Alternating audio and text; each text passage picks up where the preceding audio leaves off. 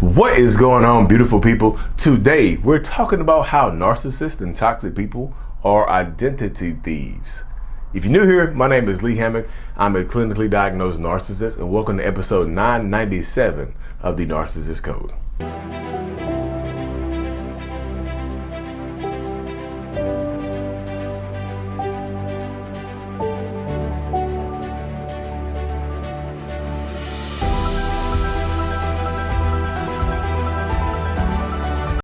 Boom. Welcome back, folks. Welcome back, yes.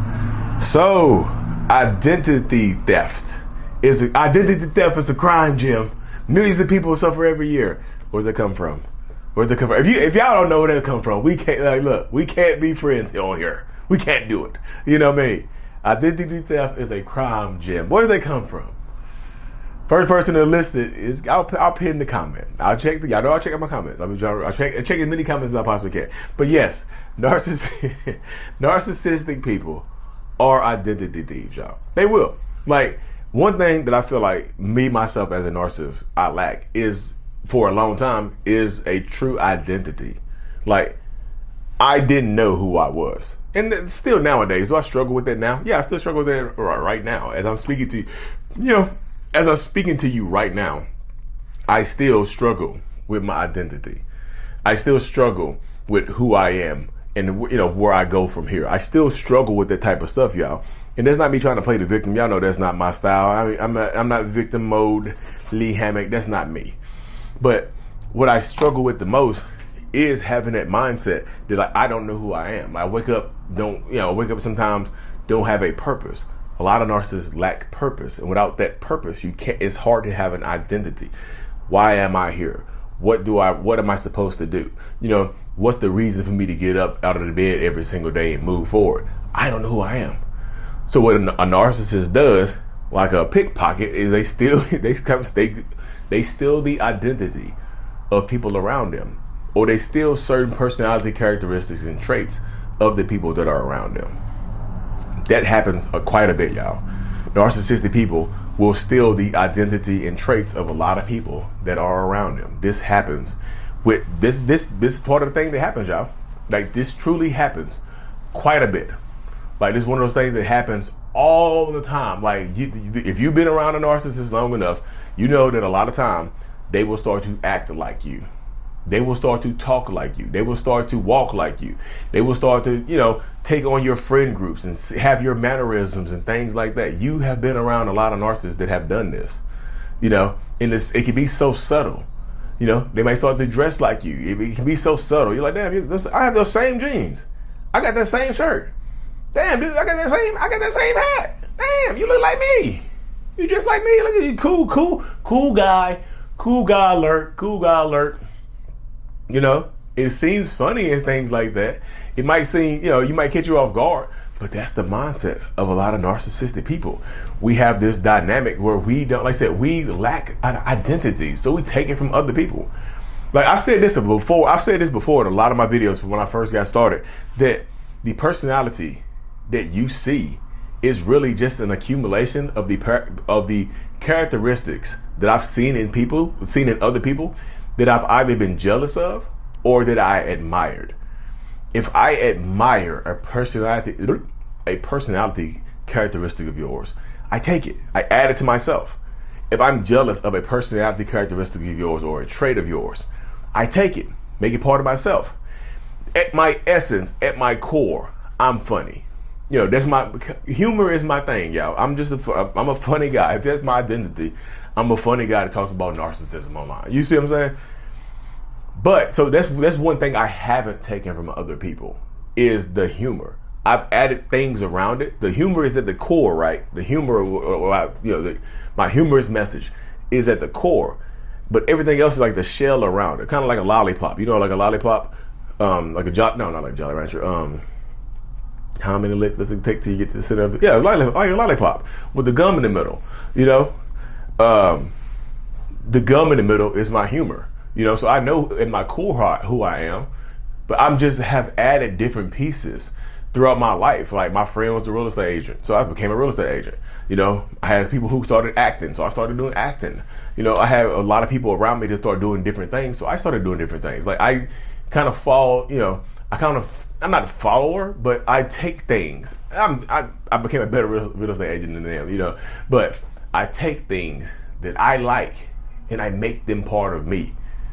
I feel like it's in my mind. It's like if I see a person that has the characteristics of yours that makes me envious of you, I feel like why do you deserve that? So I take that from you, I make it myself, and I refine it to make it a better version of what I saw in you. That's my mind. That's how my mind works. So I've always kind of felt like an identity thief. I was just like, once I became aware, you know, of what I was doing, and you know, over the years through therapy or whatnot, I kind of tapered off doing that because I had to ask myself why am I taking the identity of these other people? Why am I taking it? Why am I taking their personality characteristics and traits? Why am I doing the things that they do? Why am I taking, you know, their hobbies and likes and dislikes? Why am I doing this? You know, I started listening to country music because people listen. Like, I'm gonna fit into this crowd right here. You know, a lot of times they do it to blend in. You know, because it's easier to blend in when you have like causes. You know, when you have like, you know, similar hobbies, similar causes, similar things that get you excited, similar things that upset you. You know. So that's one of the things that a lot of narcissists will take on. Like they don't even believe in certain movements or certain things. They just start to do it because it makes them fit in. A lot of narcissistic people who don't have an identity or who lack identity will start doing things just to fit in. You know, and when they fit into a group or whatever, they start to take the characteristics from the people that are in that group. It happens on a wide scale. It's one of those things that if you deal with the narcissist, you know, narcissistic coworkers, narcissistic bosses, you know, narcissistic siblings, parents, friends, partners, spouses, whoever it is, you know what I'm saying? Like they change their hair color to match yours. They grow dreads. You know, like my twin brother had dreads. I never thought about getting dreads. I had braids. But he had dreads. I was like, damn, I like dreads. So I started having dreads. He cut his off a long time ago. I've had my dreads since 2008, y'all. 16 years of dreads. What the hell? What? I just realized it. Dang, this month right here be 16 years of me having dreads. What do y'all think? Is it time to go? Is it time for the dreads to go? Is it time for them to go? It's been 16 of them things. I just thought about it. 16 long years of me having these dreads. And the way I measure that, y'all, is because I got them like 3 months before my son was born. His 16th birthday is in May. And I got these dreads 3 months in February of 2008. So yeah, it's been 16 years. Oh my goodness. Oh my goodness. I just thought about that. Y'all, I know y'all like when I be having these epiphanies when I'm online with you. So I'm gonna do the rest of my video with my hair down. Shout out to 16 years of growth. They super long too though, off the camera, you see. But that's how it goes though, y'all. So I want people to understand, like, if you're dealing with a narcissistic person, you can notice, like, if you married to one, like, everybody's not leaving their narcissistic person. Like I said, I know everybody can't leave. Some people don't want to leave. But this is my mindset on everything right here. You can't, like, and this is what I'll say. You can't, like, just, if you're with them, just take a step back and notice what they do. Notice you try to figure out who they are. That's like a goal. Just look at them, notice them, analyze them, and see who they really are.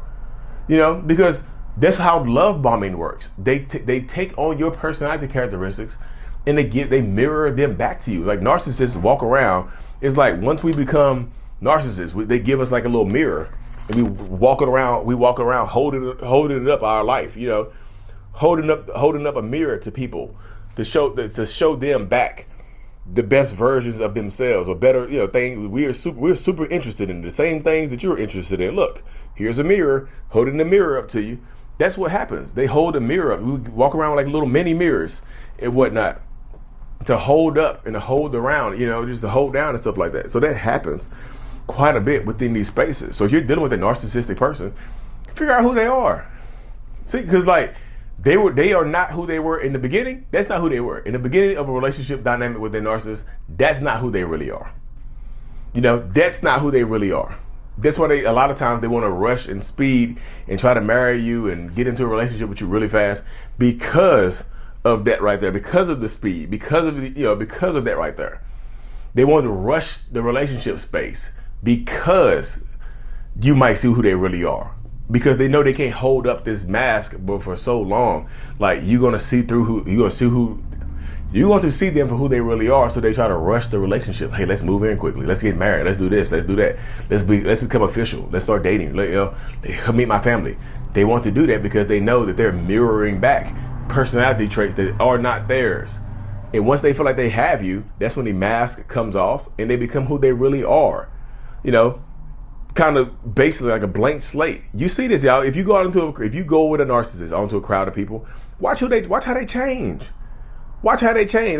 They'll change in front of your eyes. Like, they're not the same person that left the house with you to drive to this event is not the same person that's walking around this event. And it won't be the same person that gets in the car after the event with you and drives home. You'll see. Watch the personality change. Watch how they behave. Watch how they act. You'll see this in real life, in real time, when you're dealing with a toxic narcissistic person. It happens all the time, y'all. So thank y'all for tuning in, y'all. Join my newsletter or email list. The link is in the link is in the description of every video and podcast I do. I'm releasing my first video series and community here in the next week. I just finished right now. I have a video series coming out about it's called Understanding the 7 Stages of a Narcissistic Relationship. Just understanding it. Why you were chosen, why you were devalued, why you were discarded, why you were or were not hoovered. It's a really good series. So join the newsletter. The newsletter people, email list people are going to be first ones to get access to that. So link is in the description. Make sure you subscribe. Mental Healness is out. Peace. Thank you so much for making it to the end of my video. You are a mental healness rock star, and I appreciate you for being here. If you haven't already, make sure to click on the screen to subscribe to the channel and watch another one of my videos on my playlist. There's also a link available up here for you to purchase my kids' book, Remember It's Not Your Fault, on Amazon. So check that out. Thank you. I will see you in the next video. Peace.